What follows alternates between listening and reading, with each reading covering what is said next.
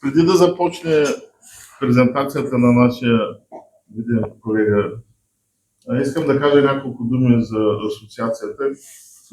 По принцип в Maritime BG имаше няколко статии.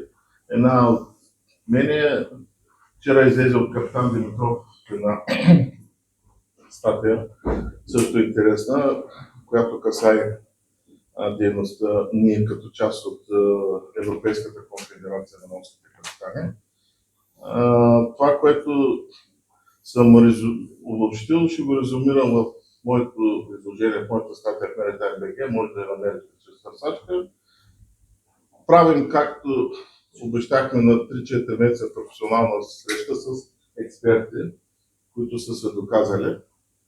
Предните две презентации бяха на капитан Бенчев относно изкуствения интелект, предизвикаха интерес голям, защото той навлиза не с скорост на година, а с скорост на седмици и месеци вече навсякъде.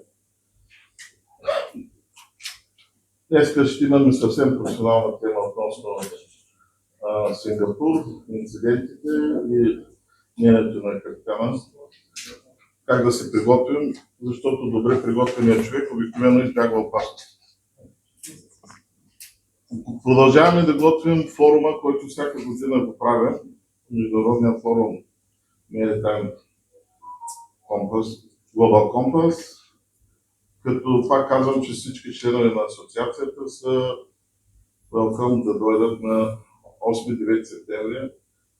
Този път форума ще се проведе в Интерхотел Черно море, който в момента е най-представителният бизнес хотел във Варна. Платено е участието ми. Втория ден пак ще бъдем в Морско училище и надяваме се да вдигнем още повече нивото от миналата година. Чакаме представители от Съединените американски щати, Индия и така нататък. Така че там асоциацията като основен организатор на този форум, както е било винаги и ще остане винаги, мисля, че се движим с някаква добра скорост. Имаме си екип, с който се познаваме повечето и работим години. Другото, което искам да кажа, че имаме нови членове. Секретаря Черналиев може да каже. Присъединяват се хора много даже извън БМФ в момента и менеджери. Даже вчера имам едно телефонно обаждане от един менеджер, който иска и официално да се присъедини към асоциацията на капитаните. Така че, но както съм казал винаги, не сме по масовките, не всеки става член на нашата асоциация. Мисля, че така трябва да бъдем. Относно посещението ни в Порт Билбао, където се състоя годишната асамблея на Конфедерацията на Европейските асоциации на морските капитани, капитан Димитров има много хубава статия в Maritime BG. Само ще кажа, че ние сме горди, че за втори мандат имаме президент българин в негово лице и който така допринася нашето име, името на България, на асоциацията ни да се чува. Направил съм един малък анализ в началото на седмицата. По принцип той в момента можем да го поставим като едно от най-горните постижения на България по представителство в Европа. Защото ЦЕСМА има пряк досег и ние чрез нея до Европейската комисия. И само ще кажа, че както сме обещали, работим, има го и в статията на капитан Димитров, работим основно да се махне презумпцията за виновност на капитаните. Да я обърнем, както по принцип още от древното римско право, всеки е виновен, невинен до доказване от противното и всички забравят с влязъл се в присъда, понеже имам приложаване за сериозните неща. Това беше залегнато в резолюцията, с която завърши нашата среща в Билбао. Там бяхме тримата, капитан Пасков, аз и капитан Димитров, на собствени разноски с организирането на този престой там. Важното е да се чува името на България и на нашия бранш. Мисля, че добре се представихме и направихме впечатление. Другата точка, която се разгледа и се каза за кризата в Румънския пролив. Така че действаме не само на локално ниво, искаме чрез нашето участие в ЦЕСМА, чрез нашия форум, който правим, който се оказва в момента най-големия международен морски форум на България, вече 5-та година, да помагаме на корабния бизнес и на хората, които са най-важни, тези, които управляват корабите горе на мостика. Нямам повече какво да кажа, нека капитан Попчев да се представи и да започнем. Здравейте, колеги, благодаря за поканата. Какво да се представя? Аз съм професионалист като вас. Започнах да плавам 1991 година. Първия рейс бях ролеви при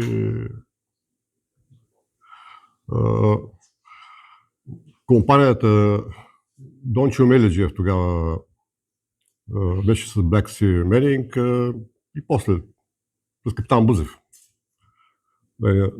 Стар и култов кораб, те, които са плавали при него. И после направих 17 години в Зодиак. После израснах като трети помощник, втори, старши, капитан. После почти една година бях държавен инспектор звеното за разследване на морски происшествия. После реших да се огледам, видях, че има и други компании, освен тези, които са във Варна и Бургас. В Италия работих доста години. И там като капитан, като ветинг инспектор, суперинтендант, DPA, офицер по сигурността и какво ли не. Смятам, че съдбата ми не се различава по нищо от вашата. Строял съм кораби, тествал съм ги в Япония, в Южна Корея, в Китай особено. Последно доста години в Интерориент изкарах. Но това не е релевантно до кой какъв е и що е. Край краща да избереш тая професия, трябва да имаш много силна мотивация, защото без мотивация и без знание много е трудно капитан да се пенсионира на мостик. Просто живота стана такъв, че изискванията са изключителни от всякъде. Дето се казва, сме обградени от конвенции, от регулации и от контрол тотален. Отделно, че океана не прощава грешките. Темата, която съм решил да представя, заради която съм поканен, е свързана с инцидентите в Сингапурския проток. Може би ще очаквате да разглеждаме в детайли какво е станало. То е ясно какво е станало, ще намерим време за това. Но мислейки как да направя лекцията по-интересна, реших да сменя подхода. И след дълги обмисляния, моята изненада към днешната ни среща започва с заглавието: от свободата на избора до неизбежността на решението. Кога капитанът престава да избира? Позволете ми да започна с един въпрос. Кога всъщност започва едно навигационно происшествие? Повечето хора биха отговорили без колебание в момента на сблъсъка. Други биха казали, когато е допусната неправилната маневра. Други биха казали,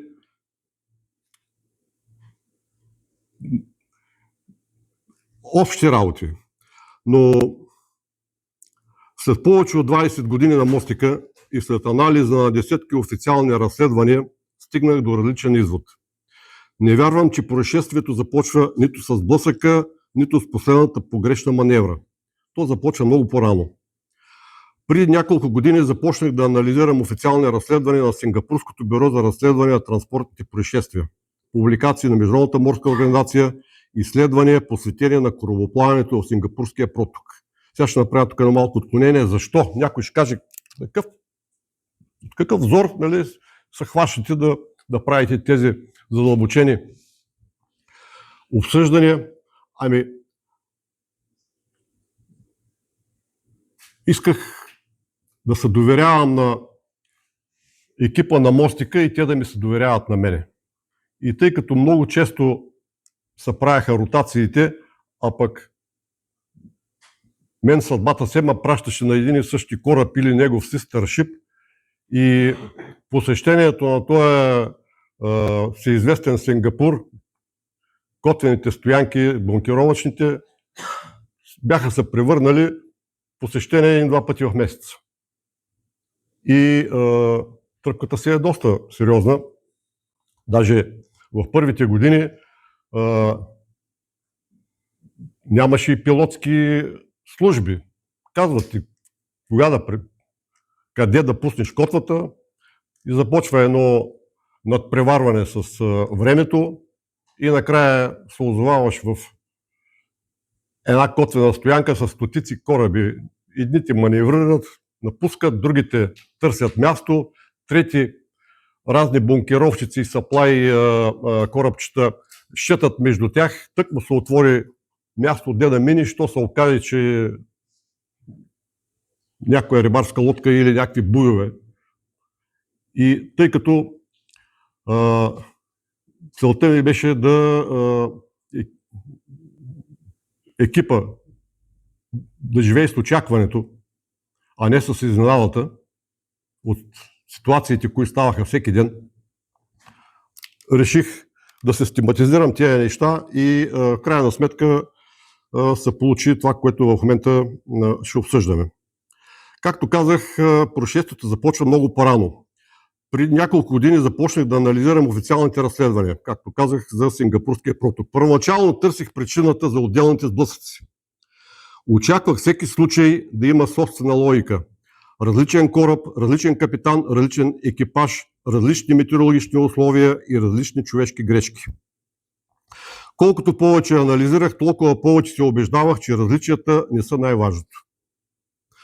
Независимо дали ставаше дума за танкер, контейнеровоз, кораб за насипни товари, буксир или военен кораб, независимо от района на плаване, компанията или националността на екипажа, развитието на происшествието следваше една и съща логика. Не една и съща грешка, не една и съща маневра, а един и същ процес. Тогава престанах да се задавам въпроса защо настъпи сблъсъка. Започнах да питам нещо друго. В кой момент екипът на мостика престана да разполага с реален избор между няколко безопасни решения? Именно този въпрос постепенно се превърна в основната идея на настоящата лекция. Докато капитанът разполага с няколко еднакви безопасни възможности, той управлява развитието на ситуацията. Но идва момент, в който тези възможности започват една след друга да изчезват.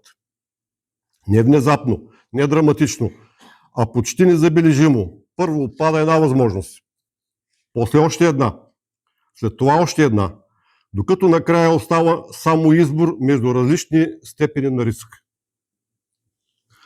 Тогава вече разбираме, че происшествието е започнало много преди сблъсъка. Всички сме преживяли подобни ситуации. Рутинната навигация постепенно започва да се усложнява. Натоварването на мостика нараства. Решенията стават все по-трудни, макар никой все още да не може да посочи точно кога е настъпила промяната. Обикновено казваме, нещо вече не ми харесва. Но рядко можем да обясним какво точно се е променило. Именно това ме накара да разработя модела, който ще представя днес. Неговата цел не е да предлагам нови правила, нито да променя колрек, нито да заменя Bridge Resource Management. Не въвежда нови изисквания към капитана. Целта е друга. Да предложи този модел по-прецизен официален език, с който да описваме как постепенно се променя свободата за безопасно вземане на решения, преди една нормална навигационна ситуация да се превърне в происшествие. Защото съм убеден в едно. Повечето навигационни происшествия започват не тогава, когато корабите се сблъскат. Те започват в момента, в който екипът на мостика започне постепенно да губи свободата си да избира между няколко безопасни алтернативи. Ако успеем да разпознаем този момент на време, има голяма вероятност никога да не достигнем до самото происшествие. Защо добри капитани достигат до сблъсък, до инцидент? Нека започнем с няколко добре известни случая. Кейп XL Хюч Кумано, това беше май месец. USS Джон Маклейн Алник МС. Картика Сегара GBB Деронг 19. Шем Роуд Мега Синика Грейка. Кристал Сънрайз Астро Сатурн. BV Сейн Сол 2315. На пръв поглед тези происшествия нямат нищо общо. Различни кораби, различни капитани, различни екипажи, различни метеорологични условия, различни райони на плаване и въпреки това всички завършват по един и същи начин – с сблъсък. Когато четем официалните доклади, естествено насочваме вниманието си към последните минути. Кой е нарушил колрек? Кой е закъснял с маневрата? Кой не е наблюдавал достатъчно внимателно? Тези въпроси са важни, но те описват края на историята, не нейното начало. След анализа на десетки разследвания започнах да се задавам друг въпрос. Не защо капитанът е взел неправилното решение, а кога добрите решения са престанали да бъдат възможни. Разликата е съществена. Докато съществуват няколко безопасни алтернативи, капитанът управлява развитието на ситуацията. Когато тези алтернативи започнат да изчезват, ситуацията постепенно започва да управлява него. Според мен именно там започва навигационното происшествие. Не в момента на удара, а в момента, в който свободата за безопасен избор започне да се стеснява. Какво показват разследванията? В началото очаквах всеки сблъсък да има собствена причина. Някъде екипажът е оценил неправилно риска. Другаде маневрата е закъсняла. На трето място комуникацията е била неефективна. Всичко изглеждаше различно. Но колкото повече случаи анализирах, толкова по-ясно се открояваше една закономерност. Причините бяха различни, процесът беше един и същ. Почти винаги непосредствено преди сблъсъка се наблюдаваха 5 повтарящи се признака. Първият признак. Ситуационната осведоменост не се губи внезапно. Между другото, на тези всички случаи, които ги изборих, ако някой се направи труда да прочете докладите, първото заключение беше ситуационната осведоменост. Дежурна дефиниция. Недостатъчна. Често казваме, че екипа на мостика е загубил ситуационна осведоменост. По-точно би било да кажем, че тя постепенно се разпада. Информацията не намалява. Напротив, на мостика има повече информация от всякога. Радар, АИС, АРПА, ЕГДИС, ВТС, визуално наблюдение. Всякакви прибори, да не ги изброявам всичките. Доплери, логове, ехосаундери, динамични устройства, ветрове, всичко информация колкото искаш. Проблемът не е в количеството на информацията. Проблемът е, че тя престава да изгражда една обща оперативна картина. Всички виждат отделни елементи. Става въпрос на екипа на мостик. Но никой не вижда цялото. Втория признак. Мостикът престава да функционира като екип. В началото наблюденията се обсъждат. Решенията се проверяват взаимно. Всеки допринася за общата картина. С нарастването на натоварването това постепенно се променя. Един следи радара, друг Егниса, трети комуникира с VTS-а. Капитанът планира следващата маневра, всички работят интензивно. Но все по-рядко мислят като един екип. Третия признак. Решенията започват да закъсняват. Малко капитани пропускат очевидна опасност. Много по-често те очакват още малко информация, още една минута, още едно обновяване на радара, още едно потвърждение. Само по себе си това е разумно, но когато резервът за безопасност вече намалява, всяка изминала минута ограничава бъдещите възможности. Проблемът вече не е качеството на решението.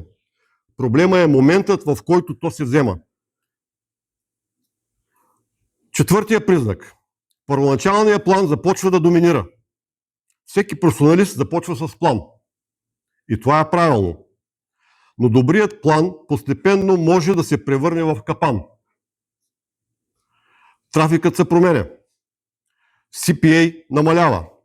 Появят се нови цели. Маневреното пространство се свива. Планът обаче остава почти непроменен. Не защото капитанът не вижда промяната, а защото човешкият мозък естествено се стреми да довърши вече започнатото. То присъства в авиацията, в психологията, исках да кажа, момент, че изтървах тук. Така. В психологията това явление е известно като Plan Continuation Bias. То присъства в авиацията, медицината, ядрената енергетика, а също така ясно се проявява и в корабоплаването. Петия признак. Свободата за избор постепенно изчезва. Това беше наблюдението, което промени начина, по който започна да гледа на навигационните происшествия. В нито един от разгледаните случаи капитанът не изгуби избора си внезапно. Свободата се стесняваше постепенно. Първо отпадаше една безопасна възможност. След това още една. Накрая останаха само решенията, които съдържат значителен риск. И тогава екипа на мостика преставаше да управлява ситуацията. Започваше единствено да реагира на нея.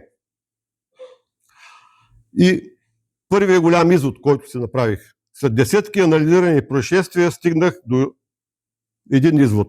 Не открих нито един сблъсък, който да е възникнал внезапно. Всеки има свой период на развитие. Понякога половин час, понякога 10 минути, понякога само няколко, но този период винаги съществува. Именно тогава постепенно намалява свободата за безопасно взимане на решения. Според мен това е процесът, който заслужава най-голямо внимание. Защото ако се научим да го разпознаваме на време, вероятно никога няма да ни се наложи да анализираме поредния сблъсък. Кога всъщност започва происшествието? До сега разглеждахме официални разследвания, но нека да оставим докладите на страна и да се върнем там, където всъщност се взема всяко решение. На мостика. Представете си една напълно обикновена ситуация. Корабът се движи в район с интензивен трафик. Видимостта е добра, навигационните средства работят нормално, на радара се появява една конфликтна цел. Капитанът оценява риска, определя CPA, проверява TCPA, избира безопасната маневра, всичко изглежда под контрол. След няколко минути се появява втора конфликтна цел. После трета. Един кораб намалява скоростта, друг леко изменя курса, получава се нова информация от VTS, маневрата, която преди малко е решавала един конфликт, вече създава друг. Ситуацията постепенно се усложнява. Именно тук започва процесът, който според мен е най-важен. Не намалява само CPA, не намалява само времето. Започва да намалява свободата за избор. В практиката капитанът рядко мисли единствено за стойностите на CPA и TCPA за времето. Колко безопасни възможности все още имам, задава всеки капитан. Докато съществуват няколко еднакво приемливи решения, ситуацията остава управляема. Мога да променя скоростта, Мога да изменя курса. Мога да изчакам. Мога да променя плана.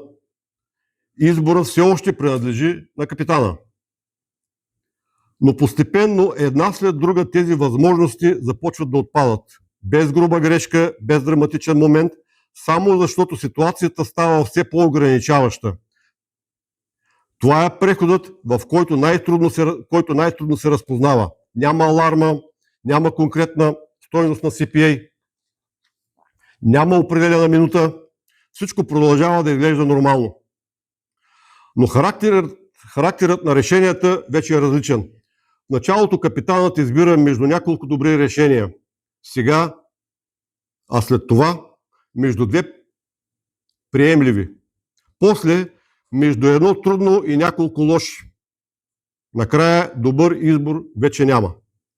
Според мен именно тогава започва истинската опасност.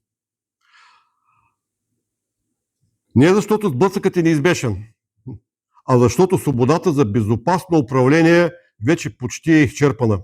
И тук стигаме до въпроса, който според мен разделя нормалната навигация от развиващото се происшествие. Все още ли управлявам ситуацията или вече само реагирам на нея? Докато определям темпото на събитията, аз управлявам. Когато всяко следващо решение е принудителна реакция на предходното, инициативата вече е загубена. Именно, когато се опитвах да опиша този преход, осъзнах, че в професионалния ни език липсват понятия, които ясно да разграничат различните етапи на процеса. Така постепенно достигнах до 3 работни понятия, които ще използвам в тая лекция. Safe Decision Window. Говоря на английски, да не си кълча езика на български. Abort Decision Zone. Point of Non-Return. Някои от тези понятия вие ги знаете, те съществуват, обаче те съществуват като статично определени линии или точки във voyage плана. А тук става въпрос за развиваща се в пространството и времето изключително динамична ситуация. Така, не като нови правила. Става дума за Safe Decision Window, Abort Decision Zone и Point of Non-Return. Не като нови правила, не като заместител на Call Reg или Bridge Resource Management, а като инструмент за описание на процес, който всички сме преживявали, но рядко сме назовавали. От пространство за избор към пространство за ограничение преминаваме.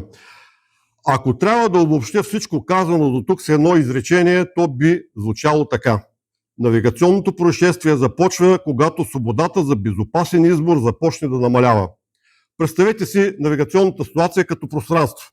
Началото е широко, разполагате с време, с дистанция, с маневрен резерв, с няколко еднакво безопасни решения. Както по-рано споменах, може да намалите скоростта или да я увеличите, да измените курса, да изчакате, да изградите съвсем нов план.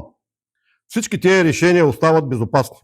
Постепенно обаче пространството започва да се стеснява. Появяват се нови цели, намаляват дистанциите, нараства натоварването. Маневрените възможности намаляват. Нито едно от тези ограничения само по себе си не изглежда решаващо. Но всички заедно постепенно променят характера на ситуацията.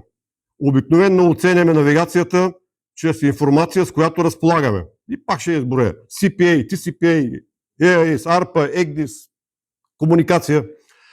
Тези средства са незаменими, но те описват ситуацията. Те ни измерват свободата за действие. А именно, свободата за действие, тя определя качеството на решението. Един капитан може да познава ситуацията в най-малки подробности и въпреки това вече да няма добър избор. Друг може да разполага с по-малко информация, но ако все още има време, пространството и алтернативи, вероятността да предотврати происшествие е значително по-голяма. Именно тук започна да осъзнавам, че не липсва професионален език за описание на този процес. Всички казваме, все още можем да изчакаме. Все още можем да започнем от начало. Все още можем да прекратим тази маневра, но рядко назоваваме тези моменти. И когато едно явление няма име, то много по-трудно се разпознава. Затова предложих 3 работни понятия. Не да въведа нова терминология, а да опиша 3 различни състояния на свободата за вземане на решения. Следващата част е посветена именно на тях. 3 етапа на свобода за избор. Всичко казано до тук, вече можем да опишем процеса, който наблюдаваме в десетки реални происшествия. Не като последователност от маневри, а като последователност от промени в свободата за вземане на решения. Според мен този процес преминава през 3 ясно различими етапа. Не става дума за нови правила, нито за нови изисквания към капитана. Това са 3 различни състояния, през които постепенно преминава всяка усложняваща се навигационна ситуация. Първият етап – Safe Decision Window. Нареках този период Safe Decision Window не защото съществува официален термин с това име, а защото ни беше необходимо кратко название за състояние, което всеки капитан познава. Това е периодът, през който екипа на мостика все още разполага с повече от един безопасен начин за развитие на ситуацията. Важно е да подчертая какво не представлява Safe Decision Window. Той не е определена стойност на CPA, не е определена дистанция, не е фиксиран интервал от време, не може да бъде измерен с прибор. Продължителността му зависи от конкретната ситуация, от характеристиките на кораба, от трафика, от ограниченията на района, от човешкия фактор. Но неговата същност винаги остава една и съща. Все още съществуват няколко безопасни решения. Именно това прави ситуацията управляема. Докато капитанът разполага с алтернативи, той може да коригира собствените си действия, без да губи безопасния резерв. По тази причина смятам, че най-важната задача на екипа на мостика не е просто да избере правилната маневра. Още по-важно е да съхрани възможността и следващото решение също да бъде безопасно. Втория етап – Abort Decision Zone. Не всяка ситуация се развива. Появяват се нови ограничения. И някои ситуации ги подминаваме. Корабите се движат. Но други ситуации се появяват и са в развитие, в динамика. Появяват се нови ограничения. Маневреният резерв започва да намалява. Първоначалният план все още изглежда изпълним. И именно това прави този момент толкова опасен. Защото човешката психика естествено се стреми да довърши вече започнатото. След като сме инвестирали време, усилия и професионална преценка в един план, много трудно приемаме необходимостта да се откажем от него. Това явление, добре известно като Plan Continuation Bias, не е признак на некомпетентност. Напротив, то се наблюдава именно при опитни професионалисти. Затова нареках следващия етап Abort Decision Zone. Не защото капитанът е длъжен да прекрати първоначалния план, а защото именно тук той все още има свободата съзнателно да реши дали да го направи. Това може би е най-трудният момент в цялата навигационна ситуация. Не се изисква умение да изпълниш плана. Изисква се персонална дисциплина да признаеш, че вече съществува по-безопасен вариант. Според мен именно тук се проявява зрелия професионализъм. Не е упоритото следване на първоначалното решение, а в готовността то да бъде изоставено на време. Един прост въпрос може да помогне. Ако точно сега прекратя първоначалния план, мога ли спокойно да изградя нов? Ако отговорът е да, безопасният резерв все още съществува. Ако отговорът започна да се колебае, вероятно вече навлизаме в Abort Decision Zone. Третия етап – Point of Non Return. Какво се случва, ако този момент бъде пропуснат? Постепенно достигаме до третия етап Нарекал го Point of Non-Return. Тук трябва да направя едно важно уточнение. В корабоплаването това не е математически определена точка. Не съществува универсална стойност на CPA, нито определена дистанция, нито фиксирано време. Point of Non-Return започва тогава, когато свободата за безопасен избор практически е изчерпана. От този момент нататък капитанът вече не избира между няколко безопасни решения. Той избира между различни степени на риск. Това е качествено различна ситуация. Времето вече не работи в негова полза. В фазата на Safe Decision Window всяка изминала минута може да донесе допълнителни възможности. След Point of Non-Return всяка следваща минута обикновено ги намалява. От тук нататък основната задача вече не е предотвратяване на происшествието. Основната задача е ограничаване на последствията.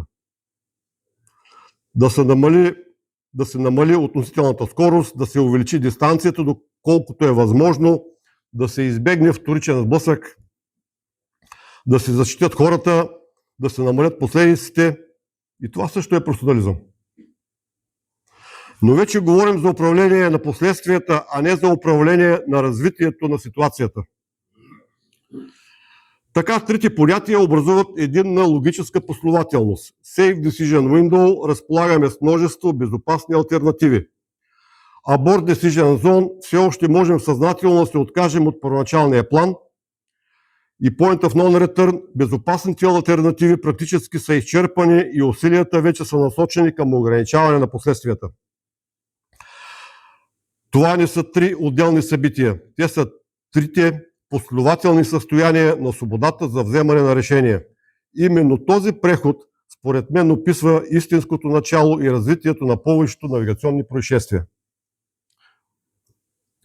Един реален случай. Как се губи свободата за избор? Всяка концепция има стойност, само ако може да бъде разпозната в практиката. Затова нека оставим теорията и се върнем на мостика. Ще използвам един реален случай. Сблъсъка между Cape XL и Кюч Комано, сингапурския проток. Избрах именно него, не защото е необичаен. Напротив, той е ценен именно защото е типичен. Няма буря, няма отказ на навигационно оборудване, няма внезапна техническа авария. Има нещо много по-интересно. Една привидно нормална навигационна ситуация, която постепенно се превръща в происшествие. Ако проследим развитието и през призмата на приложения модел, ясно се открояват трите етапа. Първият етап – Safe Decision Window. В началото на двата кораба екипите на мостиците разполагат с достатъчно време, пространство и информация. Трафикът е интензивен, но е предвидим. Съществуват няколко безопасни начина за развитие на ситуацията. Възможно е ранно изменение на курса. Възможно е промяна на скоростта. Възможно е изчакване.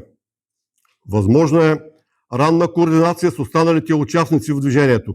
С други думи, капитанът все още управлява ситуацията. Наличието на риск не означава липса на безопасност. Опасността възниква тогава, когато безопасните алтернативи започнат да намаляват. Втория етап. Пространството за избор започва да се стеснява. С развитието на ситуацията трафикът постепенно се усложнява. Всяка нова цел поставя допълнителни ограничения. Маневра, която само преди няколко минути е изглеждала напълно безопасна, вече започва да влияе върху всички кораби.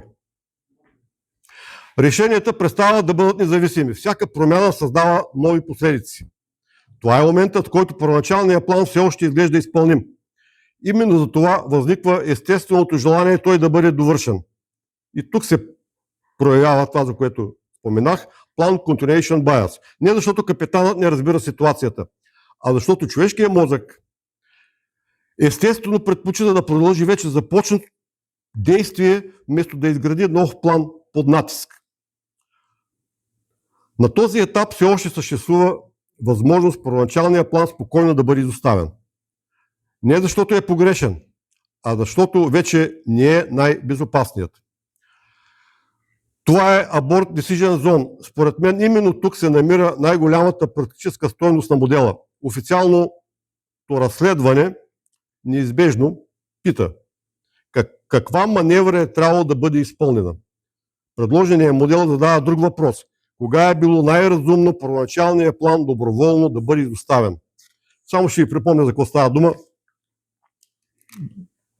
Два кейпа и двата натоварени. Единият тръгва от Pilot Boarding Ground C, Сингапур, където е бил на кото, е бункеровал. Пилота слиза, той трябва да си... Съответно, VTS са дали указания на корабите, които идват от изток към запад, да намалят, да може той да мине и да си влезне в посока изток. Обаче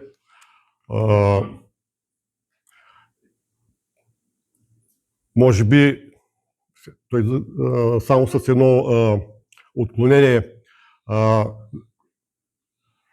разследването още не е завършено, но тъй като аз го гледах достатъчно добре и моята преценка е, няма да говорим подробности, дали са били уморени, дали са били починати, как са си правили оценката на риска, кой е бил капитан, колко човека са били на мостика, кой какво е правил. Те нещата са развиват толкова динамично там. И според мен е продукт на тунелно мислене и тунелно прилагане на колрега. Така се вижда. Пилота слиза, той тръгва да пресича фарватера, неговата си част, под свещения прав ъгъл. Да, обаче ти трябва после да видиш на запад, на изток и имаш течение, имаш вятър и трябва под най-малкия ъгъл. Обаче той изтърва момента да влиза по-навътре вече в трафика и друг кораб, който идва от запад на изток, се оказва в непосредствена близост.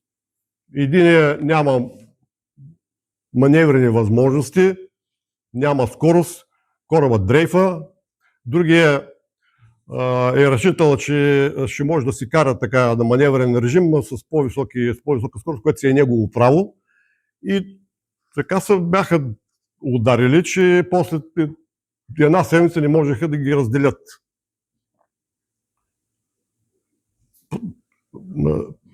Такива ситуации стават, може би, тежки по статистика на всеки 3 години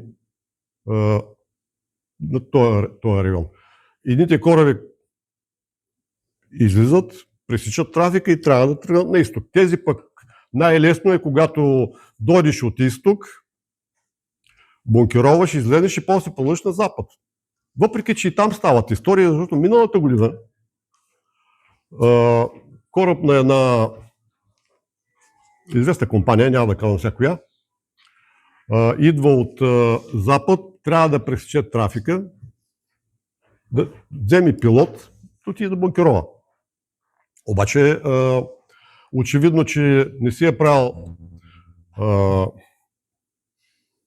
така, доста хазартно е подходил със скоростта, с която е подходил и после прави поворота наляво, за да пресече трафика и да вземе пилота, защото точно когато трябва да пресече, те са му казали намали и изчакай, защото пилот идва с друг кораб, за да може пилота да слезне, да се качи на лодката, преди още той да е стигнал до Pilot Station, както се казва, но нашия човек има скорост, кораба натоварен и се оказва така, че пилота още не е слезнал и му казва дай малко вдясно, защото този кораб излиза и ще трябва да продължи на запад. Той няма как да изчака, подминава пилотската станция, въпреки че смятам, че няма от вас такива, които приемат Pilot Station като една точка в морето. Няма такова нещо. Може и на една миля да го изчакаш, да се изчистят нещата, лодката на пилота е бърза достатъчно, ще те изчака, даже предварително се качи никой и не ходи да пресича порт лимита на Сингапур. И той пресича порт лимита, едно на ръка. Пилота го няма още. Кораба другия излиза. Му казват, дай малко надясно, не може да се разминем. И той дава надясно, обаче не вижда, че там отдясно има един супер танкер на котва и като го блъска с десния борт, танкера добре, че се отървал само с мачкан булп и там конструктивни поражения. Съответният кораб, за който няма нужда да му споменавам името, General Average, ади после Shipyard, че го правеха 3 месеца и за какво? За да спечели няколко минути, без да преценя ситуацията. И може би това и повлия на просперитета на самата компания, защото после нещата тръгнаха много зле. И в финансови измерения, и в репутационни. Така. После, ако има въпроси, ще продължиме. Така, нека пак да се върна. Каква маневра е трябвало да бъде изпълнена? Предложеният модел задава друг въпрос. Кога е било най-разумно първоначалният план доброволно да бъде изоставен? Този въпрос може да бъде зададен не само след происшествието. Той може да бъде зададен и по време на самата навигация. Третият етап, Point of Non Return. След пропускането на този момент, свободата за избор започва рязко да намалява. Времето вече не създава нови възможности. То ги отнема. Маневреното пространство се стеснява. Всяко следващо решение се превръща в реакция на предходното. От този момент нататък капитанът не губи своята компетентност, но не губи професионалния си опит, губи най-ценния си ресурс – възможността спокойно да избира. Това е качествена промяна, която определя Point of Non Return. Вече няма няколко безопасни решения. Остават само решения с различна степен на риск. Какво всъщност ни показва този случай? Най-лесно е да анализираме последните минути при сблъсъка. Там грешките се виждат ясно. Но ако проследим цялото развитие на ситуацията, ще открием нещо по-важно. Решаващите възможности са съществували значително по-рано. Не защото капитанът е разполагал с повече информация, а защото все още е разполагал с повече свобода. Именно това е основният практически извод. Безопасността не зависи единствено от качеството на последната маневра. Тя зависи от това колко дълго успяваме да съхраним свободата си да избираме между няколко безопасни решения. От теория към практика.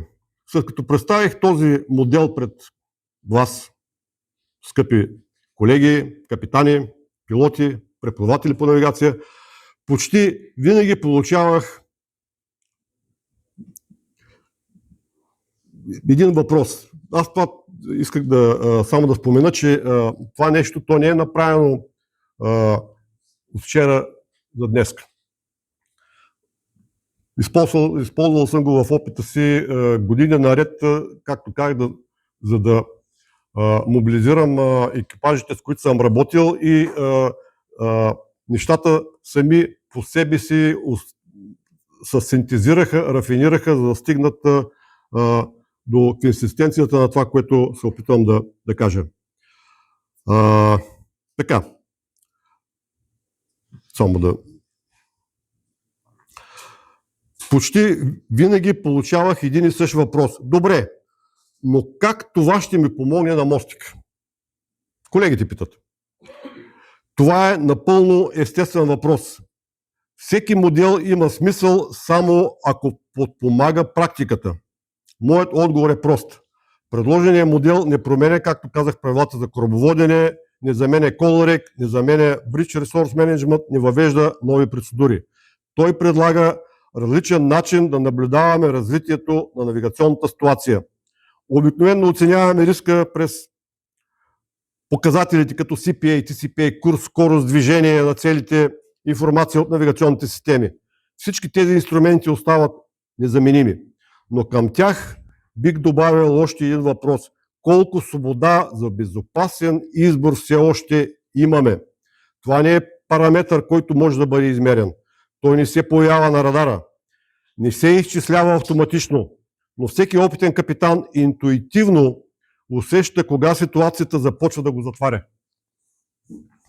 Моята идея е тази интуиция да стане предмет на съзнателно обсъждане на екипа на мостика. Вместо разговора да се ограничава до какво CPA или какво TCPA, можем да добавим още един въпрос. Разполагаме ли все още с повече от един безопасен вариант? Самото задаване на този въпрос често е достатъчно, за да промени начина, по който екипът започва да оценява ситуацията. 5 въпроса преди да стане късно. Не вярвам, че съществува контролен списък, способен да предотврати каквото и да е происшествие. Нито алгоритъм, който да замени професионалната преценка на капитана. Но вярвам, че съществуват въпроси, които могат на време да покажат, че безопасният резерв започва да намалява. Предлагам 5 такива въпроса. Те не са правила, те са инструмент за мислене. Разполагаме ли все още с повече от един безопасен вариант? Това е най-важният въпрос. Докато отговорът е положителен, най-вероятно все още се намираме в рамките на Safe Decision Window. Все още можем спокойно да изградим нов план. Ако започнем да усещаме, че приемливите решения намаляват, това не означава, че предстои сблъсък. Означава, че резервът за безопасност започва да се изчерпва. Ако сега прекратим първоначалния план, можем ли спокойно да започнем отново? Какво имам предвид? Ако сме пристигнали по-рано и няма да чакаме, ще продължиме по трафик сепарационната зона, ще отидем малко по-нагоре на няколко мили, там има обръщало, ще се обърнеш. А не защото агентът ти бил написал, ако закъснееш с еди колко си минути, сингапурската администрация ще глоби кораба с еди колко си хиляди долара.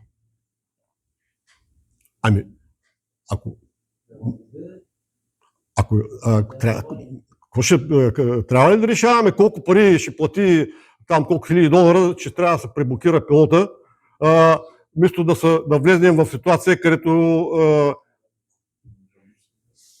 положението после става тежко. Обяснения, разследвания, главоболия, без изход. Ситуация без изход. Ако сега прекратим, ако сега прекратим първоначалния план, можем ли спокойно да започнем отново? Това е въпросът, който определя Abort Decision Zone. Понякога най-доброто решение не е да подобрим вече избраната маневра.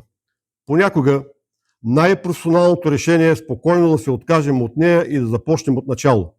Да направиш крачка назад не винаги е признак на колебание. Често това е признак на зряла професионална преценка. След 5 минути ще имаме повече или по-малко възможности.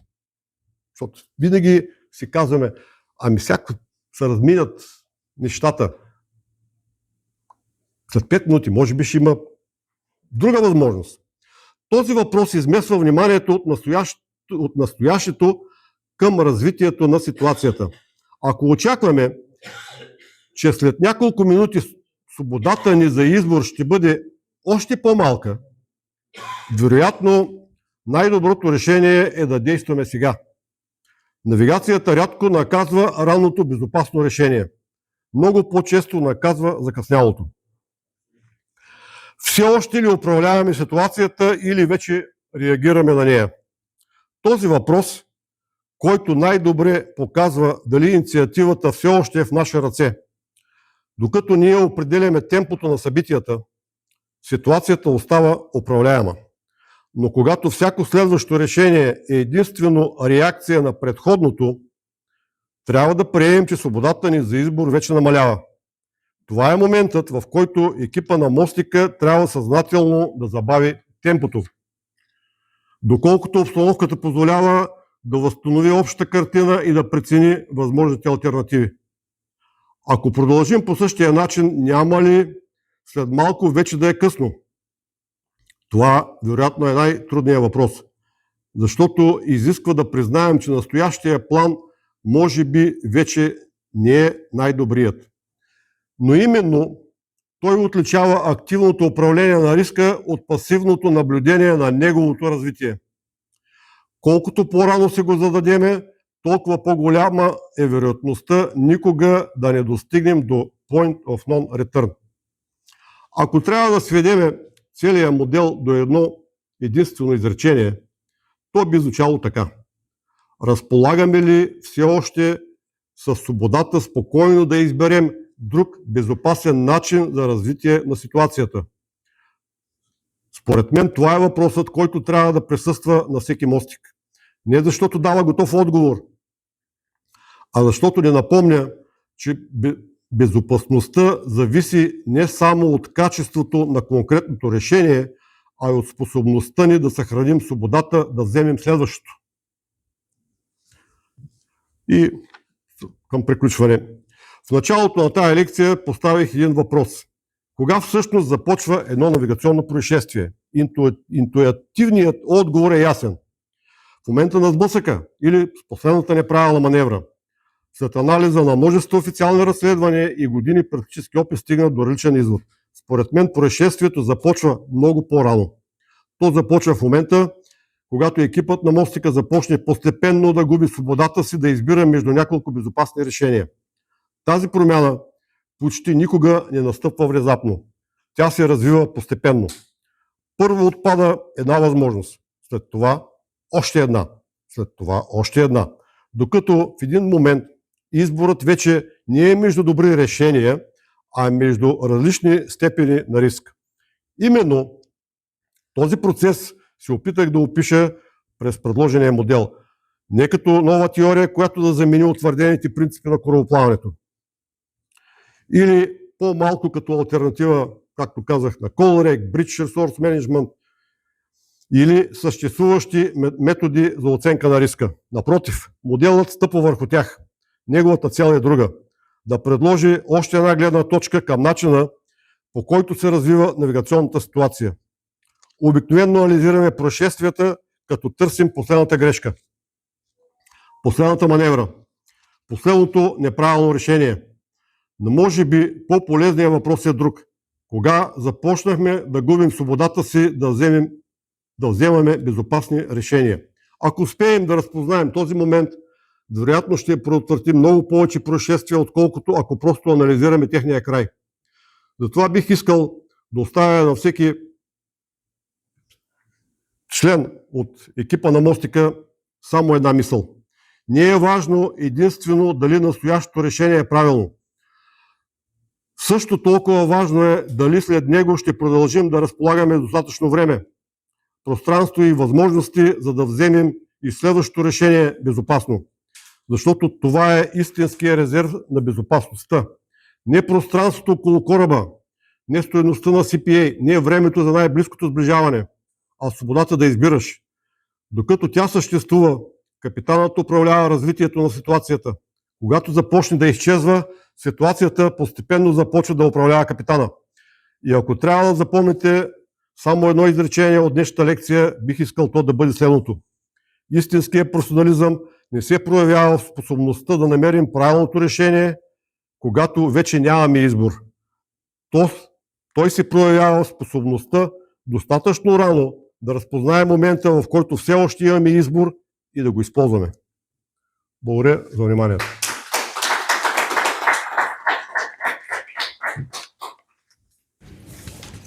Благодаря от името на Асоциацията на капитана. Нека няколко въпроси да му зададем. Има въпроси по темата или по друго, каквото и... Заповядайте.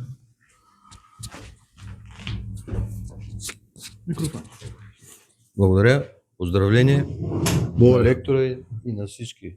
Тук богата лекция, богата среща с много въпроси и препоръки, по всяка вероятност. С препоръката да започна. Хубаво ще бъде, освен в Сингапур и на други места по света, да погледнем първо в нашия двор от Доран Колак до Резово.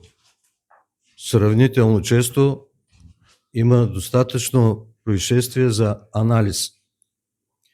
Това е едно.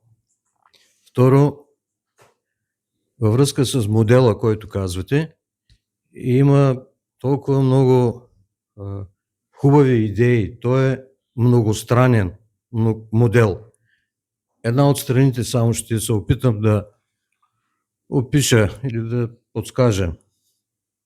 В дейността си капитана вече не е според отдавнашните английски поверия първи след Господ на борда. Капитана е роб. И това, което казвам, не са мои думи. Това е заглавието на статия от списание Seaways. Буквално не мога да го кажа, сега не си спомням, но заглавието звучи: капитанът капитан ли е или роб? И е казано, че е роб. Да. Аз само се опитах да видя това може ли да се докаже. Да, може да се докаже. Ако предположим, че в транспортната задача има няколко участника, те може да се групират. Вижда се, че освен капитана с екипажа, както е според Конвенцията на ООН по морско право, пилота, който е и на брега, и на кораба, всички останали са на брега. Всички сме грешни, така че повече не е необходимо кой знае какво се тълкува. Грешниците са на брега, а капитана носи отговорност за всички тях. Тук отива практическата част. Какво да се прави? След като подготовката на брега е доказано, че пада, няма как в морските учебни заведения от нещо, което е по-слабоватичко, да направиш нещо по-качествено. Усилия много се хвърлят. Да, много се хвърлят. Така че има още много неща, които могат да се кажат. Хубаво е, че Асоциацията на капитаните, в която членувах, но по ред причини преминах в клуба на корабните механици и сега по думите на един от изтъкнатите членове, ние сме 100 години напред пред останалите такива международни организации, защото това е първата стъпка на обединението в нещо, което може би ще стане. Някъде е станало, някъде се чудят какво да правят. На мостика какви хора трябва да има? Строго капитани, строго механици или някакви други. И да завърша с това, което предстои. Тук и изкуствен интелект, и всякакви интелекти ще разглеждаме, но човека си остава човек и неговата роля няма как да бъде сменена. Най-вече, каквито и модели да бъдат обосновани, те трябва да бъдат реализирани в подготовката на хората. И ако там не се пипне както трябва, няма друг шанс. Ще анализираме и в един момент пак ще стигнем до извода, че катастрофите нарастват. Да, нарастват, но имам един въпрос, с него ще завърша. Дали има някъде постигнато изследване с резултат, да не би, каквито и катастрофи да стават, те да са в рамките на нормалното? Не е хубаво да има катастрофи. Всички сме грешни. Благодаря. Спокойно ръкопляскайте. Нека да се опитам да така в този тон да отговоря. Има статистика. Разбира се, избрахме да говорим за Сингапура, Сингапурския проток, защото е най-така впечатлителен. Стават всеки ден. Даже ние една голяма част от не чуваме и за происшествия, защото много малка част от тях намират публичност. Дали е станал в порт лимита на Сингапур или от другата страна, или какво, що там. Те излизат от различни администрации. Това не е най-важното. Водят се статистики, но една голяма част от тези происшествия, те са асистирани от самия Vessel Traffic Monitoring Service на Сингапур. Защото толкова години не можаха да намерят начин да сепарират корабите, които ще подхождат, те, които ще транзитират. В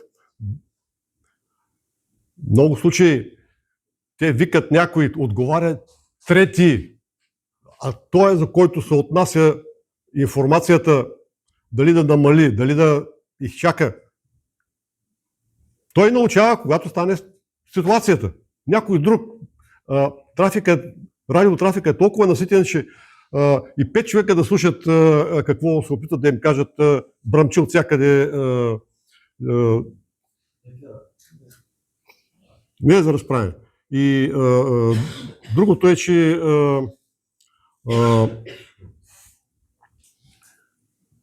ситуации стават и заедно с пилот на борда, защото те така и не направиха това си е мое лично впечатление, от желанието им до такава степен да подредят корабите на такова близко разстояние, че, нали, защото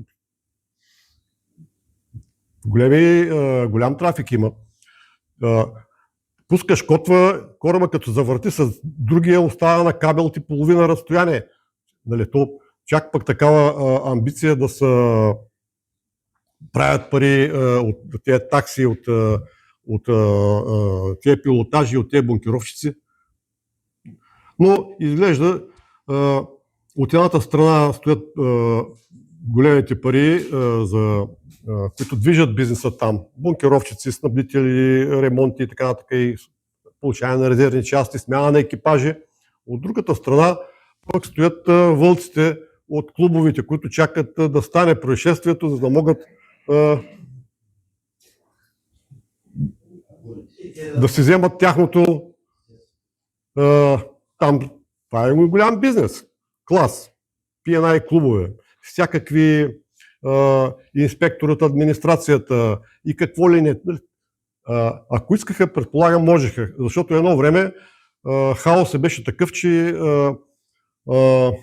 нямаше и пилоти. Тогава пък беше кошмар.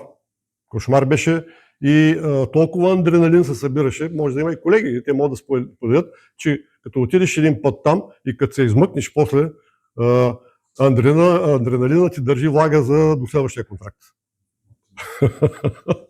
Други въпроси има ли? Да.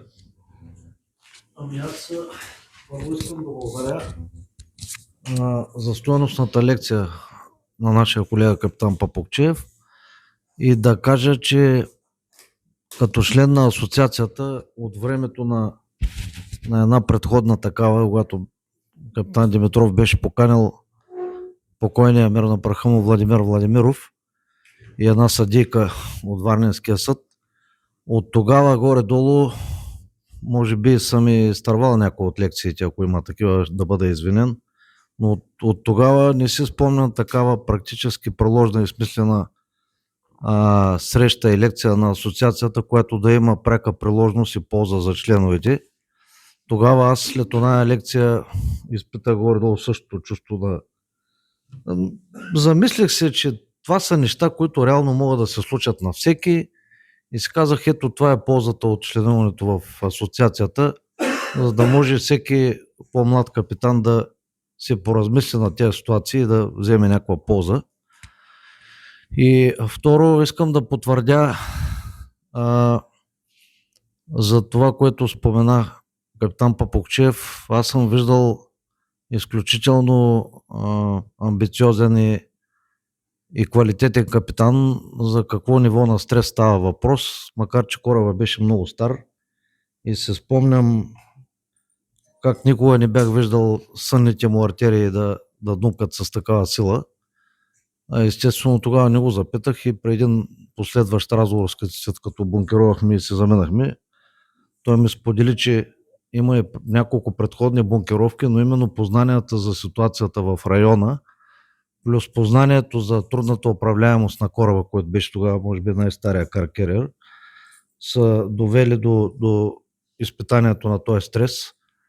Така че потвърждавам всички тези неща.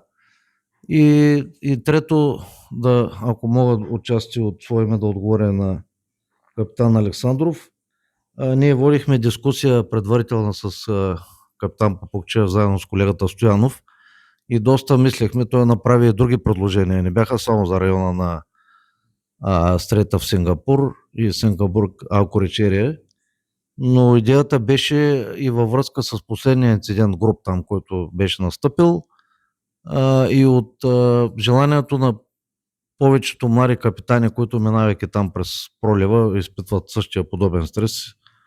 Затова решихме да акцентираме на тази тема. Не, че нямахме и други възможности. Смятам, че напред във времето, при желание и при запитване от колегите капитани, можем да направим и за други райони, ако има такова. Още веднъж благодаря и пожелавам всичко добро на всички колеги. И да не им се случват никога такива аварии и инциденти. Мога само да добавя за ефекта т.е. за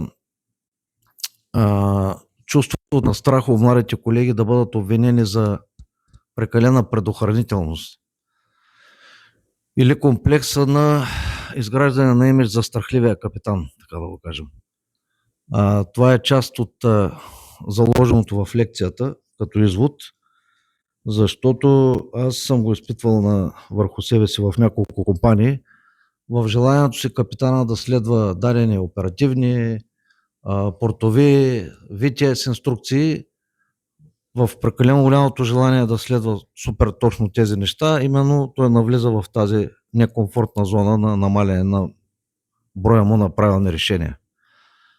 Както каза и капитан Папукчев за този случай, на кораба навлязал в зоната на Сингапур порт ерията. Значи винаги човек трябва да се осланя и на шестото се чувство, освен на ситуационната запознатост, защото, както и в лекцията беше описано, ситуацията се сменя със всеки миг. За това, че една предварително проявена оценка на предохранителност винаги работи в полза на капитана. Това, че после той може да има упреци, че е забавил нещо или че е довел до някаква загуба на пари, е по-добрият вариант, отколкото той да се набута в ситуация, от която после да няма изход и тогава вече ефекта на ауткома да е съвсем друг. Нали? Да не говорим за инциденти. Благодаря още веднъж. Благодаря. Други въпроси?